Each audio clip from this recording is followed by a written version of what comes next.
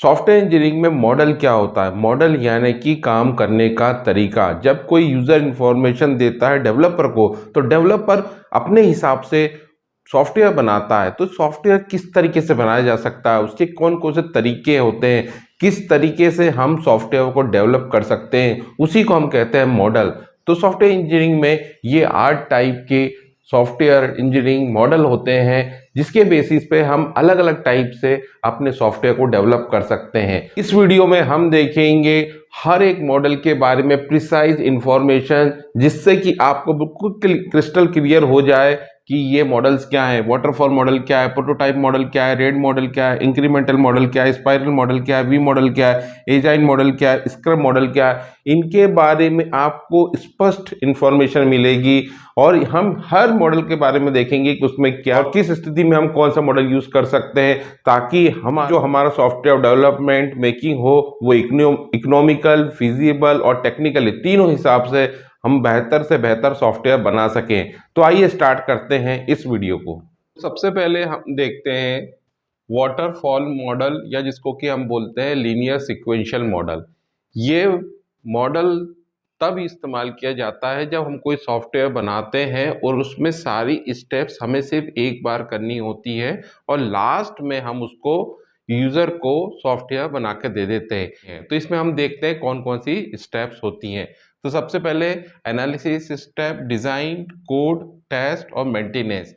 Analysis में हम requirement analysis करते हैं कि जो हम सॉफ्टवेयर बनाने वाले हैं उसकी क्या रिक्वायरमेंट है, उसको उसका डॉक्यूमेंटेशन करते हैं और फिर ये फिक्स करते हैं कि जो हम सॉफ्टवेयर बना रहे हैं वो सॉफ्टवेयर हमारे लिए जस्टिफाइबल है या नहीं है। तो इसमें हम बेसिकली रिक्वायरमेंट एनालिसिस करते हैं। रिक्वायरमेंट एनालिसिस कई तरीके से हो सकती है, टेक्निकल एनालिसिस हो सकती है, बिहेवियरल एनालिसिस हो सकती है, सोशल एनालिसिस हो सकती है।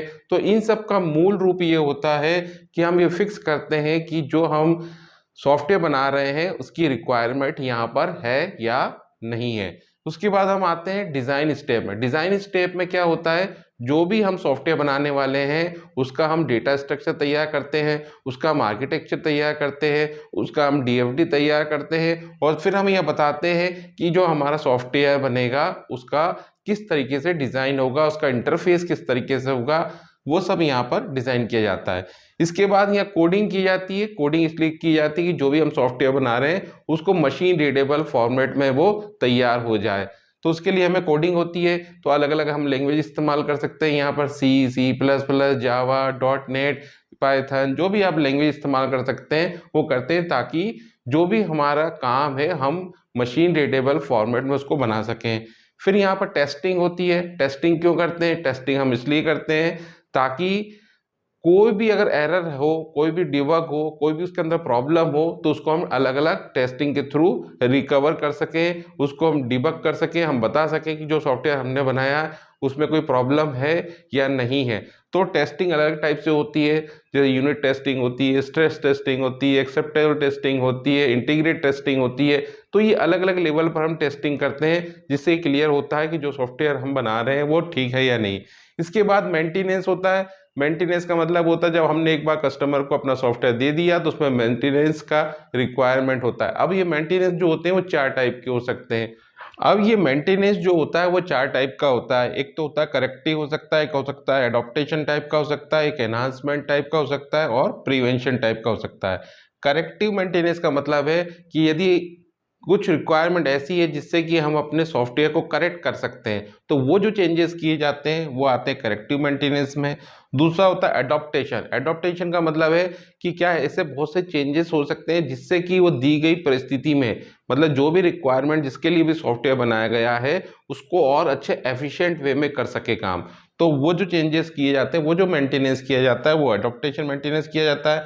यदि हमारे सॉफ्टवेयर जो हमने बनाया हुआ है उसकी हम एफिशिएंसी बढ़ाना चाहते हैं, उसकी ऑप्टिमिलिटी बढ़ाना चाहते हैं, तो वो जो चेंजेस होते हैं एनहांसमेंट चेंजेस हो सकते हैं।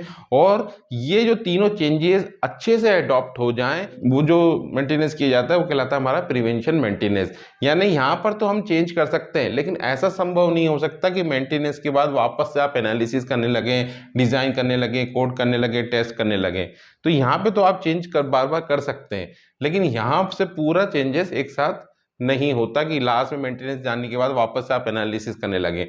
यानी इसमें एक बार जो स्टेप से आप गुजर जाएंगे फिर वो चेंजेस वापस से उसी स्टेप पर फिर वापस नहीं आ सकते। तो इसी को हम कहते हैं वाटरफॉल मॉडल। तो इसका ड्रॉबैक ये है कि एक बार काम करने के बाद फिर से आप, अगर आपको पता लगा कि आपने कुछ गलती कर दी थी, तो वापस आप उसके एनालिसिस में नहीं जा सकते।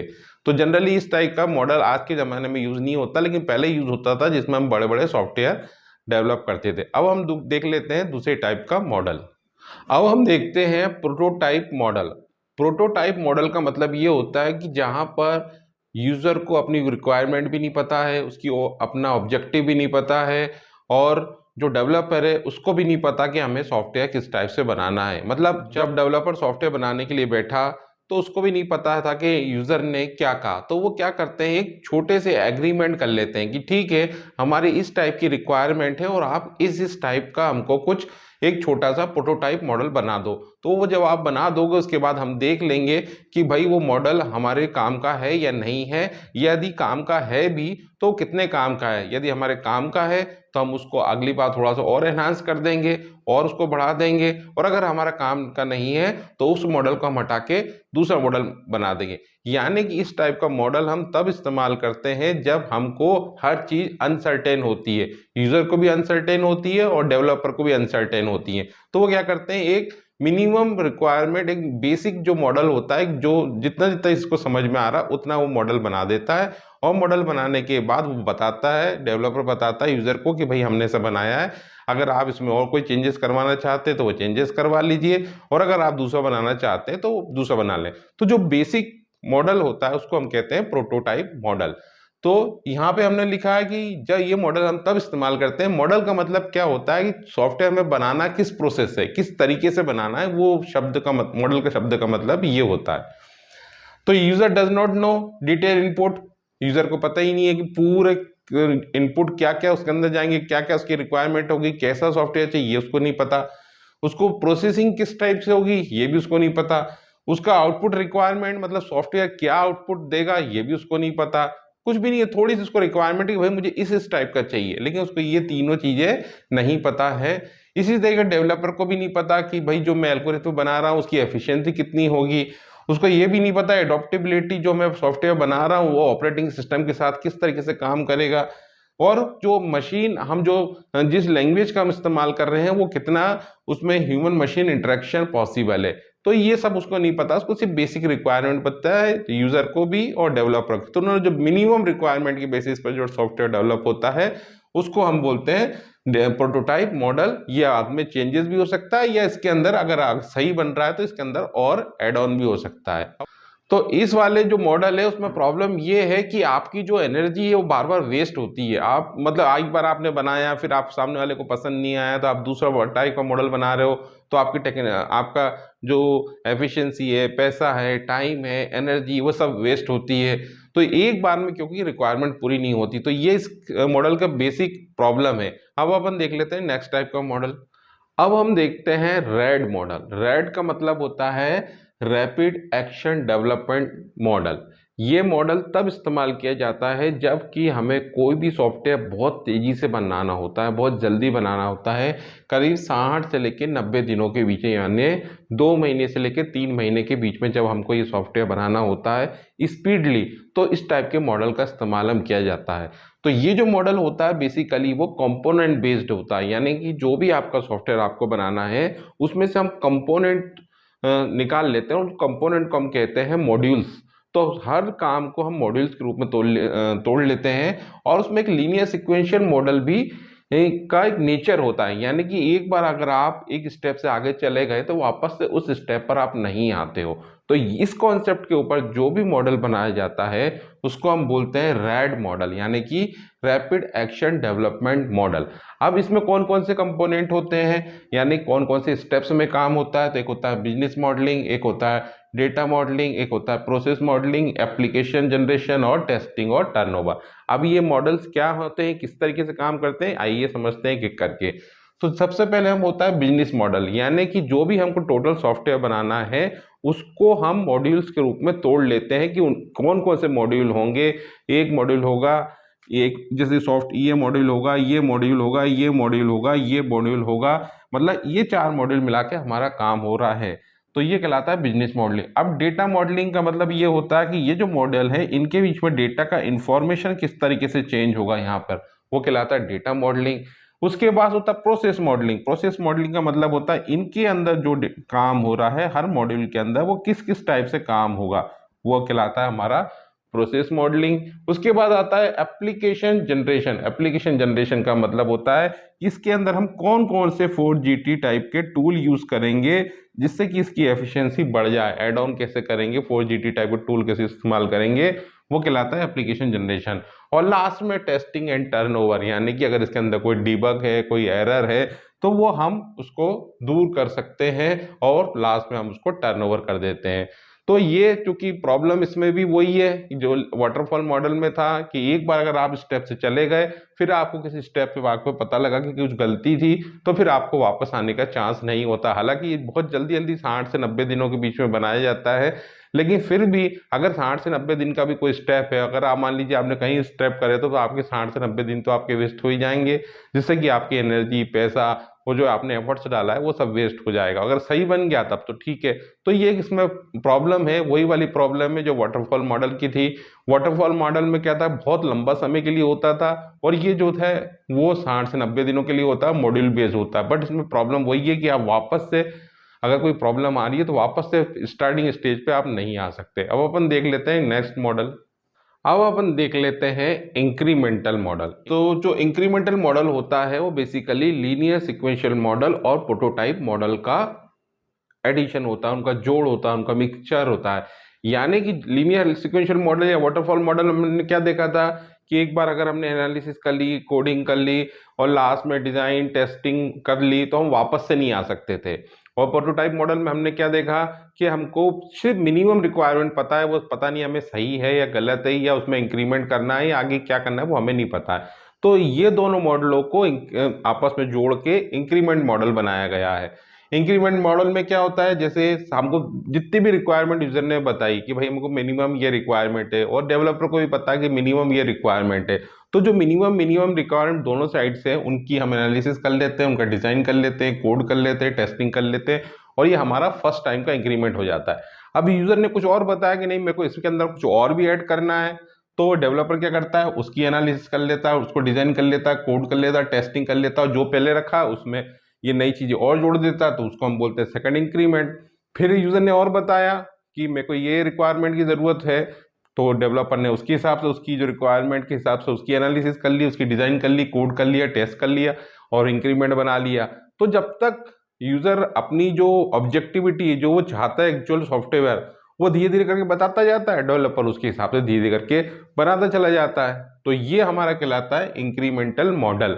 तो ये मॉडल हालांकि है तो बहुत एफिशिएंट, लेकिन इसमें प्रॉब्लम ये है कि आपका एक बार में चूंकि क्लियर नहीं हो रहा कॉन्सेप्ट, तो आपका ठीक है आपका सॉफ्टवेयर तो अच्छा बन जाएगा, लेकिन आपकी क्या एनर्जी कहीं ना कहीं, क्योंकि बार बार आपको एक ही काम करना पड़ रहा है, तो बार बार आपको फिर उसमें एनर्जी आपकी बहुत वेस्ट होती है, टाइम वेस्ट होता है। हालांकि इसमें ये नहीं होता कि खराब बन जाए, बनेगा तो ये अच्छा ही। तो इसके अंदर कुछ इसके अंदर विशेषताएं भी है, लेकिन ये नुकसान इसके अंदर यही है कि इसमें आपको एनर्जी, टाइम आपको काफी थोड़ा ज्यादा लग जाता है। अब हम देख लेते हैं नेक्स्ट टाइप का मॉडल। अब अपन देख लेते हैं स्पाइरल मॉडल। स्पाइरल का मतलब होता है जैसे जैसे गोल गोल गोल गोल गोल गोल एक ही काम को बार बार करना है, तो वो कहलाता है हमारा स्पाइरल मॉडल। स्पाइरल मॉडल में क्या है कि दो टाइप के कॉन्सेप्ट हमने इसमें मर्ज कर दिए हैं। जैसा कि हमने आपको बताया था कि एक प्रोटोटाइप मॉडल होता है। प्रोटोटाइप मॉडल में क्या होता है, यूजर अपनी मिनिमम रिक्वायरमेंट बताता है, उसके हिसाब से डेवलपर उस मिनिमम रिक्वायरमेंट के हिसाब से सॉफ्टवेयर बना देता है, फिर वो अगली बार बताता है, फिर उसके डेवलपर बना देता है। तो ये चीज भी इसके अंदर इंक्लूड की गई। और लीनियर सीक्वेंशियल मॉडल का जो नेचर है वो यूज किया गया। नेचर मतलब एक बार आपने जो काम कर लिया तो वो बार बार ना करेंगे। मैं यहाँ पर एनालिसिस, डिजाइन, कोडिंग की बात नहीं कर रहा हूँ कि लीनियर सीक्वेंशियल मॉडल में ये इस तरह। लीनियर सीक्वेंशियल मॉडल का मतलब है यहाँ पर उसका जो नेचर था कि एक बार आप करके गुजर गए तो अगली बार फिर वापस से नहीं आएंगे। ये तो कौन से स्टेप आपको फॉलो करने होंगे, customer communication, planning, risk analysis, engineering और कंस्ट्रक्शन एंड रिलीज। ये 5 स्टेप्स जो होती हैं स्पाइरल मॉडल में बार बार होती हैं।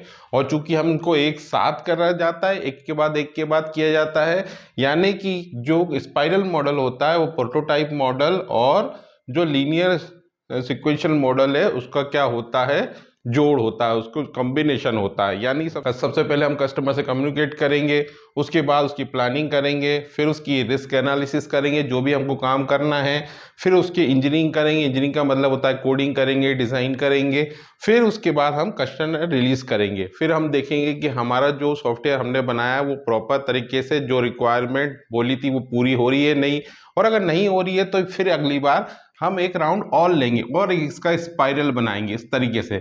फिर हम कस्टमर कम्युनिकेशन करेंगे, फिर उससे पूछेंगे, फिर जो हमने पूछा उसकी प्लानिंग करेंगे, फिर उसकी हम रिस्क एनालिसिस करेंगे, फिर हम उसकी डिज़ाइन करेंगे, कोडिंग करेंगे, फिर उसके बाद उसकी टेस्टिंग करेंगे और उसके बाद हम उसको रिलीज़ करेंगे। फिर हमने देखा कि हमारी ज़रूरत पूरी हो रही कि नहीं, ये चीज़ इस टाइप से हो रहा है। तो ये हम इसको बार बार एक स्पाइरल की तरह करते रहेंगे जब तक कि हमारा काम पूरा हो रहा है कि नहीं। तो हम एक जो हमारा प्रोटोटाइप है, प्रोटोटाइप मॉडल जैसे हमने आपको बताया था कि इनिशियल स्टेटमेंट होता है, इनिशियल रिक्वायरमेंट के बेसिस पर आप डिज़ाइन करते हैं। तो हर राउंड में आप इनिशियल राउंड के बेसिस पर डिज़ाइन करते चले जाएंगे, और लीनियर सिक्वेंशियल का मतलब होता है ये स्टेप्स आप फॉलो करेंगे। यानी सिक्वेंशियल नेचर है यहाँ पर वो स्टेप नहीं आएंगे कि डिज़ाइन, कोडिंग, टेस्टिंग, वो नहीं आएंगी। ये चीज़ें इस तरीके से आएंगी और आप करते चले जाएंगे जब तक कि आपकी रिक्वायरमेंट पूरी नहीं होती। तो ये जो मॉडल है ये आपको एक एडवांस टाइप का है, डेवलपमेंट टाइप का है, इसको इवोल्यूशनरी मॉडल भी कह सकते हैं हम। वो मॉडल है, उसके बेसिस पर हम काम करते चले जाएंगे और हमारा मॉडल बन जाता है। अब अपन देखते हैं वी मॉडल। वी मॉडल का मतलब होता है वेरिफिकेशन एंड वैलिडेशन मॉडल। अब वेरिफिकेशन का मतलब क्या होता है? वेरिफिकेशन का मतलब होता है कि if we are making product right तो वो कहलाता है वेरिफिकेशन, और इफ़ आई एम सेइंग कि if I am making right product तो वो कहलाता है वैलिडेशन। यानी कुल मिला के जो हमारा ऑब्जेक्टिव है उसकी तरफ हम आगे बढ़ते जा रहे हैं, और जो हमने SRS बनाया है, सिक्वेंट सिस्टम रिक्वायरमेंट एनालिसिस जो हमने तैयार करी, उसके हिसाब से अगर हम बना रहे हैं तो वो हमारा कहलाता है, वो उसके हिसाब से अगर हम सॉफ्टवेयर बना रहे हैं तो वो कहलाता है हमारा वी मॉडल।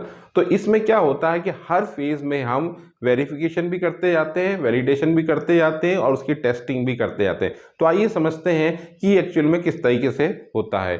देखिए, सबसे पहले रिक्वायरमेंट एनालिसिस होती है। रिक्वायरमेंट एनालिसिस के दौरान जब हम रिक्वायरमेंट एनालिसिस करी, हमने बताया कि भाई SRS अगर हम बना रहे हैं, उसकी रिक्वायरमेंट बता रहे हैं कि सॉफ्टवेयर कैसे बनेगा, किस तरीके से बनेगा, तो उसी समय हम उसका क्या करते हैं, आर्किटेक्चर टेस्टिंग भी कर लेते हैं। इसी तरीके से जब हम सिस्टम डिज़ाइन बनाते हैं तो उसी समय पर हम उसकी सिस्टम टेस्टिंग भी कर लेते हैं। फिर उसके बाद हम जब आर्किटेक्चर डिज़ाइन आती है, यानी कि हम उसका डेटा स्ट्रक्चर कैसे होगा, डेटा फ्लो कैसे होगा, किस तरीके से हम मॉड्यूल लेंगे वो डिज़ाइन करते हैं, उसमें इंटीग्रेशन टेस्टिंग भी उसी समय कर लेते हैं। और जब मॉड्यूल डिज़ाइन हम करते हैं कि मॉड्यूल के बेसिस पे कौन कौन से मॉड्यूल हमारे सॉफ्टवेयर में होंगे, किस तरीके से हमें करना है, तो उसकी हम यूनिट टेस्टिंग कर लेते हैं, और साथ में हम नीचे फिर कोडिंग पे आ जाते हैं। और जब हमने एक बार ये सब टेस्टिंग कर ली है तो कोडिंग के बाद जब हमारा फाइनल प्रोडक्ट बन जाता है तो फिर हम वापस से उसकी यूनिट टेस्टिंग करते हैं, इंटीग्रेशन टेस्टिंग करते हैं, सिस्टम टेस्टिंग करते हैं और आर्किटेक्चर टेस्टिंग करते हैं। यानी ये टेस्टिंग जो होती है 2 बार होती है।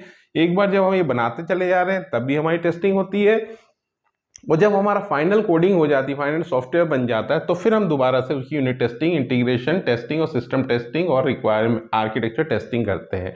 तो इससे क्या होता है कि जो हमने सॉफ्टवेयर बनाया है उसका वेरिफिकेशन भी हो जाता है, यानी कि प्रोडक्ट राइट बन रहा है वो भी हम चेक कर लेते हैं, और वैलिडेशन भी हो जाता है, यानी कि हम राइट प्रोडक्ट बना रहे हैं वो भी चेक हो जाता है, जिससे हमारी गलती की संभावनाएं सबसे कम हो जाती हैं और हम अच्छे से अच्छा अपना सॉफ्टवेयर बना सकते हैं, जिसकी एफिशिएंसी ज़्यादा होगी, ऑप्टिमिलिटी ज़्यादा होगी, और जिसके अंदर एरर की पॉसिबिलिटी सबसे कम होगी। अब हम देख लेते हैं एजाइल मॉडल, यानी कि ऐसा मॉडल, ऐसा तरीका जिसमें कि हम पूरे सॉफ्टवेयर के ऊपर काम ना करते हुए बल्कि उसके छोटे छोटे हिस्से पे इस तरीके से फास्ट काम करते हैं ताकि हम उसकी प्रोडक्टिविटी जल्दी दे सकें। प्रोडक्टिविटी जल्दी दे सकें मतलब 1 वीक से लेके 4 वीक के अंदर इसमें हम काम करके दे सकें। तो ये 5 स्टेप्स होती हैं जो एजाइल मॉडल में होती हैं: brainstorm, design, development, quality assurance और डिप्लॉयमेंट। तो सबसे पहले हम समझते हैं ब्रेनस्टॉर्म क्या होता है। ब्रेनस्टॉर्म का मतलब होता है जब हम उसमें पूरा दिमाग लगाते हैं और हम उसमें रिक्वायरमेंट एनालिसिस समझने की कोशिश करते हैं कि कैसे क्या क्लाइंट चाहता है, कैसे उसकी एसआरएस तैयार की जाएगी, वो ब्रेनस्टॉर्म में आता है। फिर हम उसका डिज़ाइन तैयार करते हैं। डिज़ाइन का मतलब उसके अंदर डेटा स्ट्रक्चर कैसा होगा, आर्किटेक्चर डिज़ाइन कैसा होगा, वो सब चीज़ें हम उसके तैयार करते हैं, उसका डॉक्यूमेंट तैयार करते हैं, उसका प्रोटोटाइप डिफाइन करते हैं कि हमें एक्चुअली में करना क्या है। यहाँ पर हम डेवलपमेंट के बार बार इटरेशन करते हैं, उनको लोगों को दिखाते हैं, उनसे फीडबैक लेते हैं, फिर हम उनको दिखाते हैं, फिर उनसे हम फीडबैक लेते हैं और हम इस तरीके से अपनी कोडिंग करते हैं ताकि हमारी जो कोडिंग हो वो क्लाइंट के हिसाब से बिल्कुल सही हो। इसके बाद जो भी हमने प्रोडक्ट बनाया उसका हम क्वालिटी एश्योरेंस चेक करते हैं। उसके लिए हम उसके अलग अलग वर्जन निकालते हैं, हम देखते हैं कि वो किस तरीके से वो काम कर रहा है, डेमो लेते हैं और सब फीडबैक लेते हैं और फिर लास्ट में हम उसको क्या कर देते हैं, डिप्लॉयमेंट कर लेते हैं। तो ये जो एजाइल मॉडल होता है इसको हम दो तरीके से परिभाषित कर सकते हैं। ऐसा मॉडल जो कि बहुत फास्ट काम करता है और बहुत कम टाइम पीरियड में काम करता है और जल्दी से हमको अपनी जो भी कस्टमर चाहता है, जो क्लाइंट चाहता है उसके हिसाब से हमको सॉफ्टवेयर बना के देता है। उसके लिए हमको एजाइल मॉडल हम यूज़ कर सकते हैं। अब अपन देख लेते हैं स्क्रम मॉडल। स्क्रम मॉडल क्या होता है, ये एक एजाइल मॉडल का ही एक छोटा सा रूप होता है जिसको कि हम बोलते हैं स्क्रम मॉडल। अब ये स्क्रम क्या होता है, स्क्रम का मतलब होता है एक छोटा सा फ्रेमवर्क, छोटा सा टास्क जो हमें करना है वो कहलाता है। हम पूरे सॉफ्टवेयर पर ना काम करके हम छोटे से एक हिस्से पे काम करते हैं, छोटे से पार्ट टाइम पे करते हैं। वो टाइम जो होता है वो 1 महीने से कम होता है। हम इस तरीके से टाइम बनाते हैं कि वो 1 महीने से कम टाइम पीरियड में हमारा काम हो जाए, उसको हम बोलते हैं स्क्रम। तो इसमें ये स्टेप्स होती हैं, स्प्रिंट होता है, ये टाइम बॉक्स होता है। इसमें हम कोई भी टाइम के अंदर कोई काम होता है उसको हम रिलीज करते हैं सेकंड स्टेप में। फिर हम जो रिलीज हुआ है उसमें कस्टमर से हम फीडबैक लेते हैं, यानी कि स्प्रिंट रिव्यू करते हैं और लास्ट में हम उसका स्प्रिंट का इंट्रोस्पेक्टिव करते हैं कि क्या सही था, क्या गलत था, हमने क्या करना चाहिए था, क्या नहीं करना चाहिए था। फिर हम उसका प्रोडक्ट का बैकलॉग लेते हैं कि प्रोडक्ट को और बेहतर कैसे किया जा सकता है और फिर हम उसके बाद स्प्रिंट का बैकलॉग लेते हैं कि अब हम स्प्रिंट को और अच्छे से कैसे बनाएं। तो ये प्रोसेस हमारी चलती रहती है।